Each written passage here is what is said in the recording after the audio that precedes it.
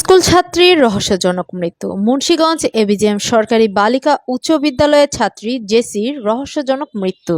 এ ঘটনায় মুখ খুলেছে অনেকেই। ৩ জানুয়ারি মঙ্গলবার দিবাগত রাত ৮টার সময় এ ঘটনা ঘটেছে অভিযুক্ত বিজয় রহমান বিজুর বাসায়। পরিবারের সাথে কথা বলে জানা গিয়েছে, সন্ধ্যার সময় জেসির ফোনে কল আসে বিজয়ের। বই আনতে যাওয়ার কথা বলে সন্ধ্যার পর জেসি বাসা থেকে বের হয় বিজয়ের সাথে দেখা করতে। পরিবারের দাবি, জেসি বিজয়ের বাসার ৫তলা ছাদে কিভাবে যায়, কিভাবেই বা পড়ে যায়। এটা কোনো দুর্ঘটনা নয়, এটা পরিকল্পিত হত্যাকাণ্ড। ওরা আমার মেয়েকে ফোন দিয়ে বাসা থেকে বের করে নিয়ে যায়, পরে ছাদে নিয়ে গিয়ে অমানবিক অত্যাচার করে আমার মেয়েকে মেরে ফেলে এবং নিজেই হসপিটালে নিয়ে আসে। মুন্সিগঞ্জ সদর হাসপাতালের জরুরি বিভাগের কর্তব্যরত চিকিৎসক জেসির অবস্থা আশঙ্কাজনক বিদায় ঢাকা মেডিকেলে রেফার করে। ঢাকার উদ্দেশ্যে রওনা দিয়ে পথিমধ্যে জেসির মৃত্যু হয়। জেসির শরীরে ৫তলা থেকে পড়ে যাওয়ার কোনো রকম সিমটম পাওয়া যায়নি, পাওয়া গিয়েছে মারধরের। প্রশ্ন এখন, এটা কি পরিকল্পিত হত্যা নাকি আত্মহত্যা, না দুর্ঘটনাবশত ছাদ থেকে পড়ে গিয়ে মৃত্যু? সকল প্রশ্নের উত্তর পাওয়া যাবে ময়নাতদন্তের পর। এ ঘটনায় এখন পর্যন্ত থানায় কোনো মামলা ডায়েরি করা হয়নি, তবে পুলিশ বলছে তদন্ত কার্যক্রম জারি রয়েছে। পরিবারের দাবি, সুষ্ঠু তদন্তের মাধ্যমে জেসি হত্যাকারীদের সর্বোচ্চ সাজা ফাঁসি চাই।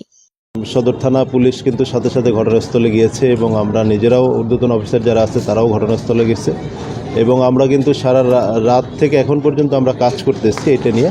অর্থাৎ যিনি ভিকটিম, আমাদের যিনি মারা গেল জেসি, তার এই মৃত্যুর কারণ কি এবং কারা এর সাথে জড়িত এবং এখানে অন্য কোনো কারণ আছে কি না সব কিছুই আমরা তদন্ত করতেছি এবং আমরা মনে করি যে এটা হত্যাকাণ্ড নাকি অন্য কোনো কিছু, এটা কিন্তু পোস্টমর্টমের পরে আমরা ডিটারমাইন হতে পারবো যে আসলে কি কারণে মারা গেছে।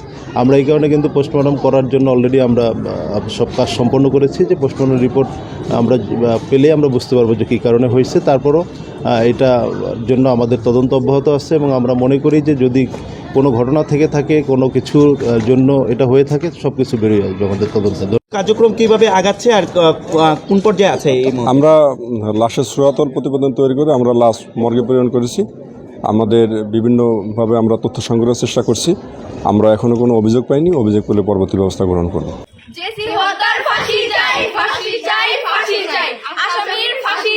বিচার চাই, তার দ্রুত গতিতে ফাঁসি চাই।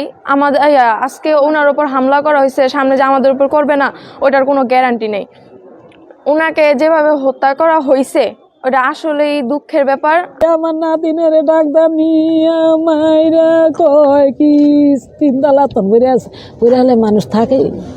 আমার নাতিনের মাইরা আবার হাসপাতাল নিছে, হাসপাতাল নিয়ে আবার নাতিরে ফোন করছে, মরিয়া গেছে। হাসপাতালও বলো তুই আইয়া গেছে গা বলাইয়া। আমি যেটা জানি, আপুর একটা ভাইয়ার সাথে সম্পর্ক ছিল। ভাইয়াটা প্রায় বাইক নিয়ে আইসা নিয়ে যাইতো, লাইব্রেরির সামনে অনেক কথা বলতো, আমাদের সামনে পড়তে যাইতো।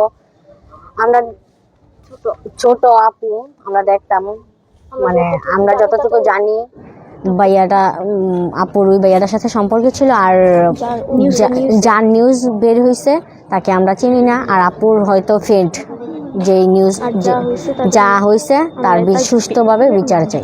কোনো কারণের মাধ্যমে ছেলে কানে গেছে, ছেলে আর কি, তো ওই টাইমে বিকালেই প্রাইভেট আসা শেষে তো বলতে মামার বাড়িতে হাঁটতে যাবো, তো বাসার বাড়িতে হাঁটতে গেছে। তো অব বাড়ি থেকে 2-3 ক্লাস পরেই, বেশি দূরে না, ওই যে হাঁটতে তো ছেলের সাথে দেখা হয়েছে বলতে মানে আগেতে মানে প্রস্তুত ছিল, মানে ওর বন্ধু বান্ধব ফ্রেন্ডস আছে। তো যাওয়ার পরে ওইখান থেকে ওর ডাইকে নিয়ে ওর বাসা নিয়ে গেছে। তো সরল মনে অল্প বয়সের মেয়ে, তো বুঝো যে কি যে বলতে চায় ভাইয়া, সাইডে যাই। তো ওইখান থেকে 2 বছর কয়েকজন লোক ছিল, নিয়ে ওর বাসায় নিয়ে গেছে। তো ওর এমনভাবে টর্চার করে মারা হয়েছে, সাধারণত যদি গরু জব করে ফেলা মানে এতটা সিম্পল শেষ, কিন্তু ওরা এতটা কষ্ট করতে মারা হয়েছে, কোনো মানুষ হিসেবে মারতে পারে না, খুবই ডেঞ্জার ভাবে মারা হয়েছে।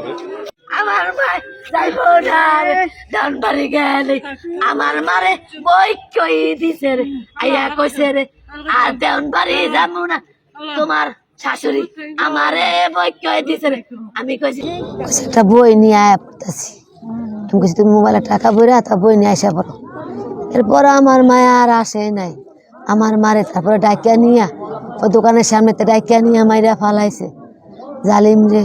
আরে পেঁয়াজ ছেলে বিজু নিয়ে মাইরা ফালাইছে না, কি কারণে মারছে নিয়া মাইরা ফালাইছে। সূক্ষ্ম বিচার কইরা দেন, আর ফাঁসি দেন। और চারতলা থেকে ওর মারা হয়েছে। তো এর আগে বলে ওই যে বান্ধবী কোন বান্ধবী নাকি বলছে যে এই যে ছেলের সাথে এই মেয়েটার সাথে যে সম্পর্ক, ওই মেয়েটা ওর সাথে কিভাবে সম্পর্ক যে সিটে জিজ্ঞাসা করছে যে ছেলেটা কিরকম, বলছে যে ছেলের নেশা পানি করে কাঁচা টাচা খায়, ছেলেটা ভালো না। তো মেয়েটার সাথে ছেলের সাথে দেখা হয়েছিল পরে কিন্তু ঝগড়া হয়েছে, মেয়েটা চলে গেছে। পরে মেয়েটা তো ছেলের জেসির নাম বলে গেছে বলছে পরে। তারপরে এই ছেলেটা ওরে রাস্তার মধ্যে দেখে অনেক ফোনটা নিয়ে তারপরে চারতলায় নিয়ে তারপরে খুব মারছে পরে। তারপরে নাকি হাসপাতালে নিয়ে এসে পড়ছে। তো ছেলের মা নাকি বাসায় গিয়ে বলছে যে আপনি মেয়ে চাকরি থেকে লাভ দিয়ে মারা গেছে। 5 তলা থেকে যে পয়লা জন্মের একটা চিহ্ন, ওইটা নাইকা তোর মুখে মায়ের চিহ্ন আছে, যে ছেলেটা দিয়ে গেছে এই ছেলেটা রাখতেই তারপর গেছে। ছাদের ভিতরে হয়তো কিছু করার চেষ্টা করছে, সামথিং স্ট্রং। হ্যাঁ হ্যাঁ, মেয়ের সাথে সম্পর্ক ছিল। তারপর ওকে ছাদে না যাওয়া হয়েছে, তারপরে ওর কাছে কোনো জর্জবস্তি করা হয়েছে, তাকে মারা হয়েছে। ওকে মারা যাওয়ার আগে ওকে ক্ষতবিক্ষত করা হয়েছে। ওর মুখের ভিতরে অনেকগুলো দাগ পাওয়া গেছে, নখের দাগ পাওয়া গেছে, অনেকগুলা ঘুষির আঘাতের দাগ পাওয়া গেছে এবং তারপর ওকে মারা ফেলা হয়েছে। ওটা অবশ্যই করার চেষ্টা করছে। এরকম আমি তো চোখে দেখি না, কারণ শুধু ফেস টাইম দেখছি। ভিতরে হয়তো আঘাত থাকতে পারে, পোস্টমর্টম এর মাধ্যমে জানা যাবে। তারপরে কিছু একটা রং করছে, তারপর ওরে মারা ফেলাইছে। ছেলেটা ওকে অ্যাম্বুলেন্সে কইরা হাসপাতাল দিয়ে গেছে। তারপরে ওর বাসায় জুতা ফোন এই সব কিছু ফালাই দিয়েছে, যাতে মানে কোন জায়গায় আছে এটা জানানো না যায়, কন্ট্যাক্ট না করতে পারে। সুপ্রিয় দর্শক, দেশি বিদেশের এমন সব আরো আপডেট সবার আগে পেতে আমাদের ফেসবুক পেজে ফলো বাটনটি চাপতে ভুলবেন না। এছাড়াও আমাদের নিউজটি ভালো লাগলে লাইক, কমেন্ট, শেয়ার করে পাশে থাকুন। ধন্যবাদ। জেসি হত্যার ফাঁসি চাই, ফাঁসি চাই, ফাঁসি চাই, আসামির ফাঁসি চাই।